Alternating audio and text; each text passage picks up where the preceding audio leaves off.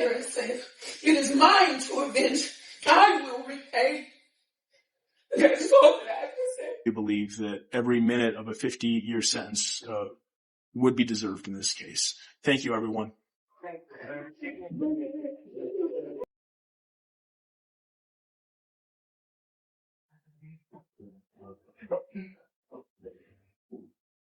Ready, Judge? Yes, thank you. All right. Calling case number 26-000-54602FC in the matter of the people of the state of Michigan versus Mr. Jalen Tyler Pendergrass. Today is the day for sentencing. Appearances, please. Dominic DeGrazia, P69815 on behalf of the people. May it please the court, Your Honor. My name is Adam Clements. My P number is 77233. I appear on behalf of the defendant. Good morning, Judge. Sir, say your name for the record, please. Good morning, everyone. And other than what has previously been stated on the record, any additions, corrections, or deletions to the PSI? Oh, not on behalf of the people. None on behalf of the defense, Judge. Okay, thank you.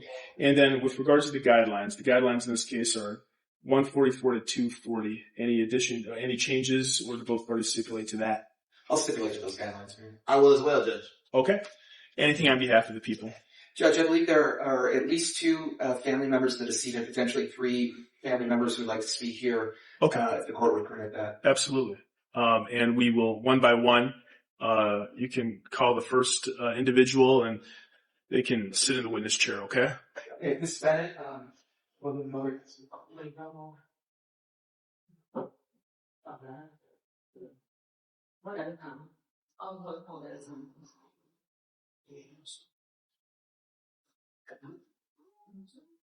You'll go with the back there and have a seat. Over there. Yes, ma'am.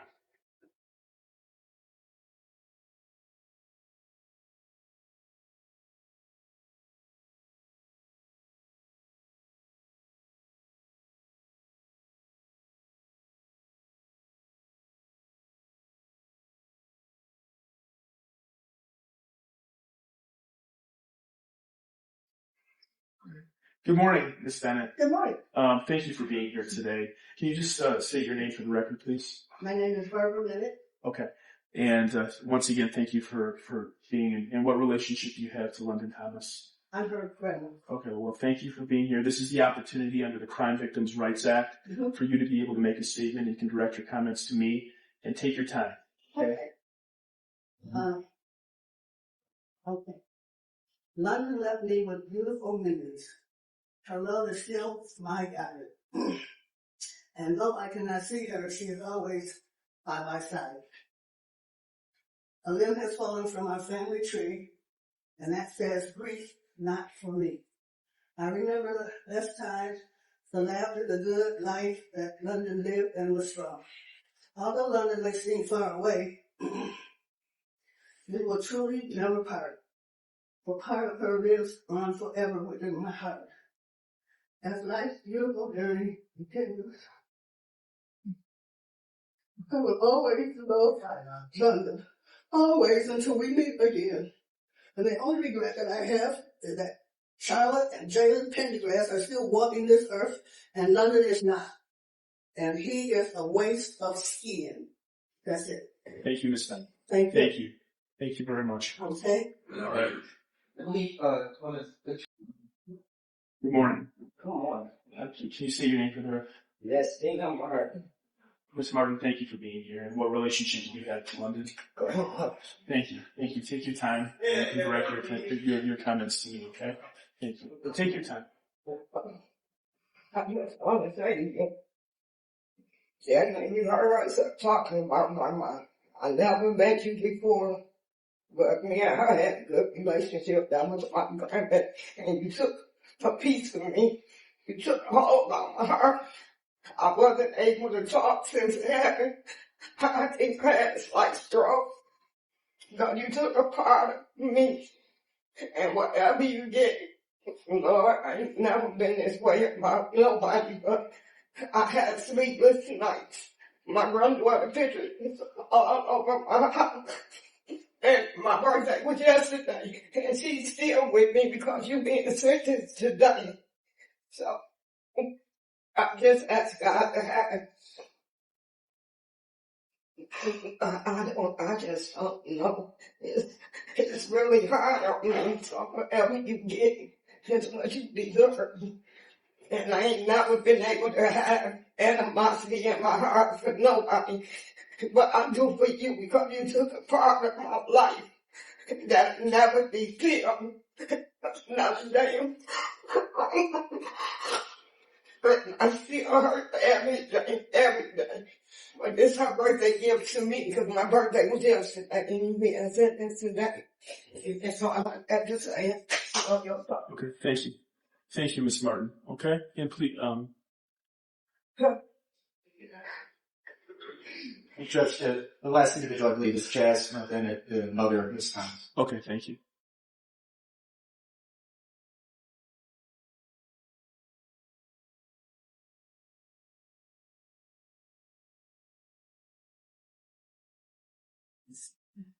Good morning, and thank you for being here. And if you state your name, Yes, it is Jasmine Bennett. and you are London's. I'm London Thomas's mom, yes. Okay, thank you for being here, Thank Ms. you. Bennett, and take your time. Do your best to direct your comments to me. Okay, thank you. Yes.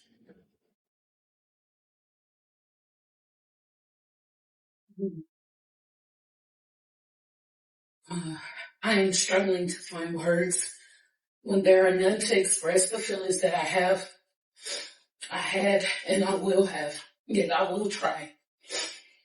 Losing London has been the most horrific and difficult events of my life. But with the Creator's grace and mercy, I will keep on going. I know that London is with me everywhere that I go. No matter what. She may not be in a body, but she will always be with me. Maintaining a sense of normalcy within our daily lives is non-existent. To even prepare a meal brings me to tears. Hearing her ask me, Mom, what is for dinner? What are we going to eat? To see her smile, doing her hair, just asking for money. Any and all things has been taken away from me. My beautiful, sweet, sincere, loving, strong, charismatic, protective princess. There is not a moment that you are not in my thoughts and prayers. She had such a strong and beautiful, truthful, brave, fearless personality and energy. And through the most gut-wrenching moment in my life, as I wake and when I sleep and when I try to live, this devastation will never ever leave me. London, your life ending at 17 years old and not being able to experience what this life has had to offer you, in turn ripping away from all of us that are left here precious moments like your graduation, your first car, your first child, getting married, going to prom. All those things have not been done. You have not experienced it, leaving us here. We will try to keep going. We didn't even have the opportunity to argue and fight and then to make it right. Lundy, buddy, I miss you so much. No one will ever know. And for justice we will stand in the light of peace. And forgiveness is what the Creator has given me. He's taught me that. And I will apply that to this situation and to every situation to come. No matter what, I will always choose to do what is right over what is wrong. No matter who says what and what you judge me on, I will do what I need to do here for her to show what you can do with the Creator. And I will end with quotes from Dr. Reverend Martin Luther King Jr. The darkness cannot drive out darkness. Only light can do that. Hate cannot drive out hate. Only love can do that. And man must evolve from all human conflict, a method which rejects revenge, aggression, and retaliation. The foundation for such a method is love. And without him, I wouldn't be here. Whatever you see is the Creator through me. He is coming through me. There's no way I could work and live and breathe and do anything through this moment without Him. Nothing. And my last is Matthew chapter 5 verse 44. And it was commanded by Jesus, love your enemies and pray for those who you persecute. In Romans chapter 12 verse 19, as the Creator is saying, it is mine to avenge. I will repay. That's all that I have to say. Thank you. Thank you, Ms. Downing, for those profound statements. Thank you.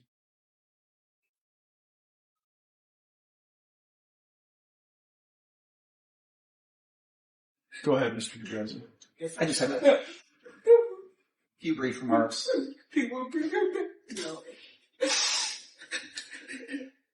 So, Judge, obviously I've been doing this job for some time. I've had a lot of murder cases that I've prosecuted. This case is different than some of the other ones that I've had, to the extent that the defendant's pattern of deception and cold-heartedness in this case really stands out. 21 days passed from when Miss Thomas was killed to when her body was discovered. And in those 21 days, the defendant lied to the family of the victim. He lied to the police. He made several videos and posts on social media amplifying false rumors that London was seen alive and that she was still alive. He did that knowing it was false the whole time. He did that to save himself. And he even, during those 21 days, filed a number of calls to the police complaining that he was the victim of some harassment campaign on behalf of the victim's family, who at the time were desperately trying to find out where London was. And based on all the evidence that I've seen in this case, I think the defendant truly believed, and perhaps still believes, that he is actually a victim here, that he has been persecuted by mysterious forces, and that he's not the person at fault here. And what I think that goes to is kind of a cold-blooded, callous, calculated effort on behalf of the defendant, where he was perfectly willing to let London's family go the rest of their lives without knowing whether London was alive or dead, or even give them the courtesy of being allowed to bury her remains. Instead, we only discovered where her body was. It was after efforts were made to destroy the body so they could never possibly be found. And, I think only a unique type of person can really carry that much weight of basically being willing to lie to the world and to lie to themselves that they're the unfair victim in the case, and that really, it's actually London's fault, and that the family is at fault for trying to find out where she is. I think that ultimately when the defendant is up for parole in the future, the parole board seriously needs to consider whether somebody who's capable of that type of sociopathic behavior is a danger to others in the community. So ultimately, Your Honor, I would ask the court to adopt the sentence agreement, but I think that this sentence is richly deserved. Thank you. Thank you, Mr. Grazia. Mr. Clements, and you can come forward with your client. Thank you, sir. You can come to the podium. Thank you. Go ahead, Mr. Clements. So I had an opportunity to meet Mr. Pendergrass a little more than a year ago. It was during the beginning periods of the investigation. I talked with him. I had conversations about it, the case with him. We reviewed the evidence, Judge, and from my perspective, once the case was actually charged and the litigation got underway, we resolved this case pretty seamlessly. And I know that the court knows from looking at the evidence that we're able to present through motions and litigation and things of that nature. There were things that could have been litigated here. There are still questions really that would not have been truly answered without Mr. Pendergrass's plea in terms of articulating the circumstances as to how London died, what led up to those events. He took responsibility for his actions. And this isn't a sentencing where I'm standing before the court advocating for Mr. Pendergrass to try to justify what he did. It was a terrible thing what he did. He's acknowledged that. He's embraced responsibility for it. there's not really much that we can say in terms of providing an excuse or an explanation for that type of conduct, really, because there is none. Especially because during the course of their relationship, the two of them developed an affinity for one another, albeit it was an inappropriate relationship given my client's age. But the relationship turned violent and it turned tumultuous. And Mr. Pendergrass did make efforts to try to separate himself from Ms. Thomas, albeit unsuccessfully. And when he came in contact with her on the night in question, he continued to make bad decision after bad decision. He's expressed remorse for those decisions when he's spoken to me. When Mr. Pendergrass extended the offer, when Mr. DeGracia extended the offer for Mr. Pendergrass in this particular case, he accepted it and it was done very seamlessly. There wasn't pushback. He didn't ask me to go back to see could I get less time. He didn't ask me to provide a counter. And I don't know that the prosecution would have entertained one. In fact, I believe they said they would not. But nonetheless, he never asked me to either. And there's not a lot of positive things that I can say about Mr. Pendergrass as it relates to his conduct here, other than the fact that it was tough to get through that preliminary exam. The photographs that we would have done a trial in this particular case are gruesome. We recognize that they're gruesome because of my client's actions, but nonetheless, for a family to see the way young Miss Thomas's body decomposed and the way that she looked, it would have been required for us to do that to go through a trial. He's spared the family of that. He's embraced responsibility for his actions, and although he is going to exercise his right not to say anything, he did outline a written statement and sign it, and he's embraced full accountability for what he's done. I'm asking the court to adopt the sentencing agreement and close the case out. Thank you, Mr. Clemens. Is there anything you'd like to say, sir? No. No? Okay. First of all, I do want to indicate I did receive some beautiful letters as well that were provided to the court about London. And so thank you for that. And for Ms. Bennett, Ms. Martin, and the entire and London's entire family, my heartfelt condolences go out to you for the suffering that you've had to go through. And really, that's important to remember. This is a day to remember her. I never want to have a case where we forget who the true victim in this case is. And London was killed in a brutal way at such a young age. But one thing the court knows, especially after hearing the statement from her mother, Miss Bennett, her grandmother, Miss Bennett, and her other grandmother, Miss Martin, is that a lot of people loved London. And a lot of people here today who I can tell loved London. And so thank you for being here, all of you who are in support of London today. And there is really nothing more based on the statements that were given that this court can add or detract from that. With regards to the sentence, I will first indicate to Mr. Pendergrass that you may file a claim. You may file an application for leave to appeal your conviction and sentence. If you cannot afford to hire an attorney, the court will appoint an attorney and furnish the attorney with the transcripts and file necessary for you to handle your appeal.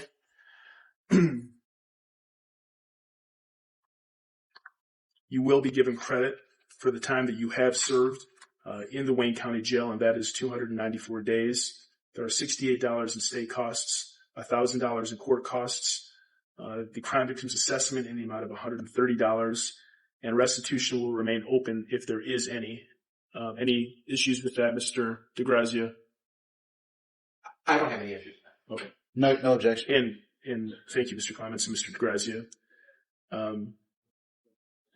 The sentence agreement, both parties have asked this court to adopt the sentence agreement in this case. And the sentence agreement is for Mr. Pendergrass to serve a maximum of 50 years in the Michigan Department of Corrections and a minimum of 25 years. I do believe, based on what this court knows, and I appreciate the professionalism and the strong advocacy on behalf of Mr.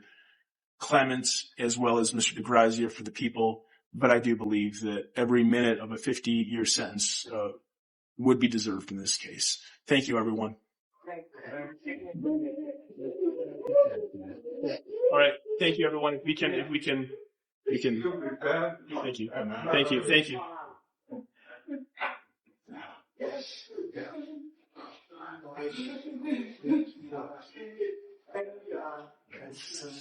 Thank you, Your Honor. Thank you.